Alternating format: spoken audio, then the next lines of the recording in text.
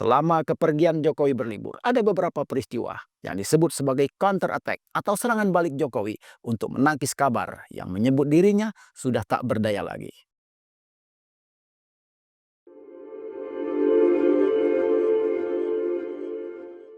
Assalamualaikum warahmatullahi wabarakatuh. Sobat The Press, kembali bersama saya Aswan Yasan dalam Ngopi Ngobrol Politik Indonesia The Press.id agar saya, Anda dan kita semua paham tentang politik. Sobat The Press, setelah sempat dikabarkan sakit dan menjalani libur panjang bersama cucu-cucunya, Jokowi membuat kejutan dengan menunjukkan dirinya masih dikdaya.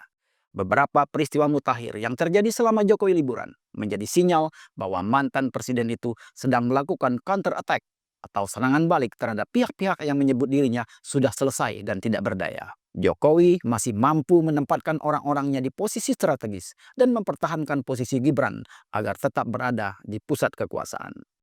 Jokowi pergi berlibur bersama cucunya dengan memamerkan momen keberangkatan saat meninggalkan kediamannya di Solo pada Kamis 26 Juni 2025. Mengenakan jaket denim dan topi, Jokowi melambaikan tangan dan menyapa awak media sebelum masuk ke kendaraannya. Ia menjelaskan keberangkatannya itu dalam rangka mengantar anak dan cucunya untuk berlibur dan pemulihan. Ini antar cucu, antar anak dan cucu, ngantar liburan, ujarnya kepada wartawan menjelang masuk mobil di depan rumah pribadinya di Solo Kamis pagi itu. Jokowi dikabarkan berlibur ke Bali yang ditunjukkan dengan beberapa foto tentang momen kebersamaannya bersama para cucunya di tepi pantai tanpa menjelaskan lokasi pantai tersebut. Foto yang kemudian dicurigai sejumlah netizen sebagai foto rekayasa atau editan dan menjadi ajang tebak-tebakan lokasi pantai di foto tersebut.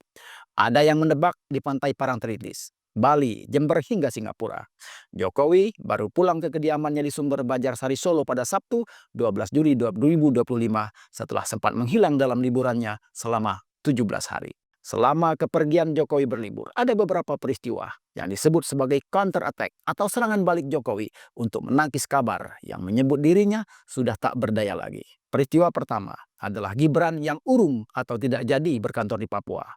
Kabar Gibran akan berkantor di Papua ini mencuat seiring wacana penugasan khusus untuk Gibran dari Presiden Prabowo Subianto. Gibran mendapat mandat menangani berbagai masalah di bumi cenderawasih di Lukan Tanah Papua.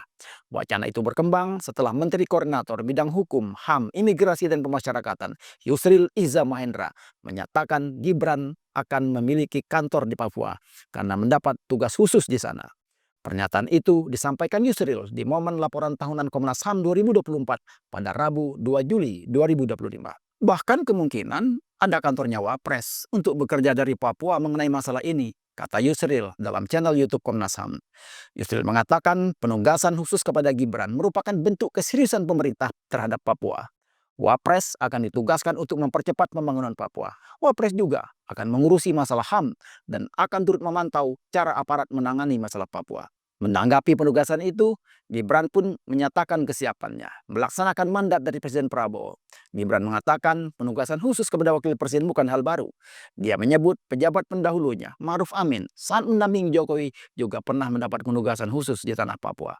Sebagai pembantu Presiden, siap ditugaskan dimanapun, kapanpun, dan saat ini kami nunggu perintah berikutnya, kata Gibran saat ditemui di sela kunjungan kerja di Klaten, Jawa Tengah Rabu 9 Juli 2025. Namun, seminggu setelah pernyataan Yusril itu, Menteri Dalam Negeri Tito Karnavian buka suara. Tito mengatakan Gibran tak sepenuhnya berkantor di sana.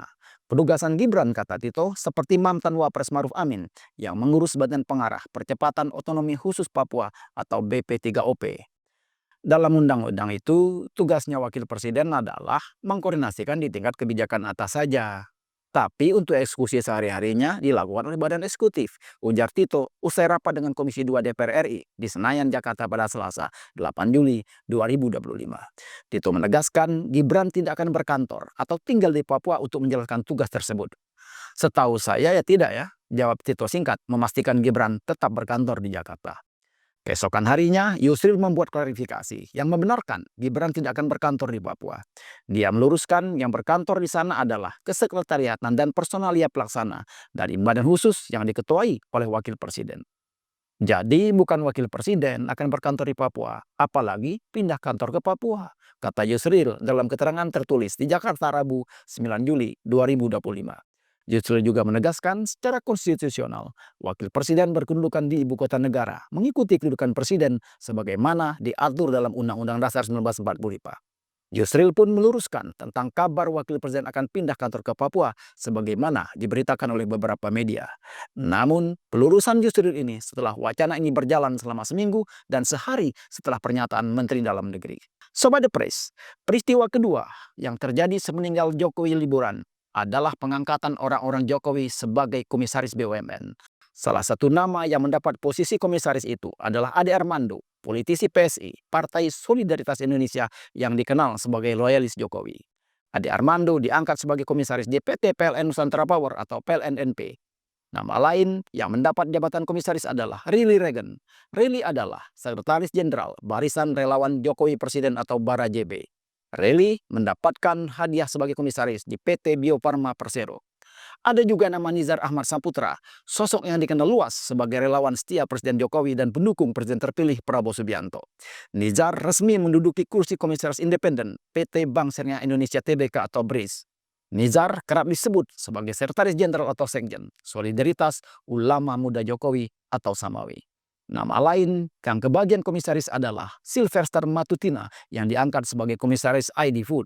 Sylvester tercatat sebagai pendiri dan ketua umum organisasi relawan Solidaritas Merah Putih atau Solmed yang mendukung Jokowi sejak 2013. Dalam banyak kesempatan, Sylvester berkonflik dengan para politik Jokowi termasuk dengan mantan Danjen Kopassus, Sunarko. Pengangkatan para loyalis Jokowi sebagai komisaris ini membalikkan pikiran publik yang mengira pemberian jabatan itu akan terhenti setelah Prabowo menjadi presiden. Mantan Sekretaris Kementerian BUMN Said Didu mengungkapkan, proses penunjukan komisaris BUMN masih dikendalikan oleh Erick Thohir yang tetap berkoordinasi erat dengan lingkaran Jokowi. Info valid, pengangkatan komisaris BUMN saat ini masih di tangan ET dan kendali dari Solo.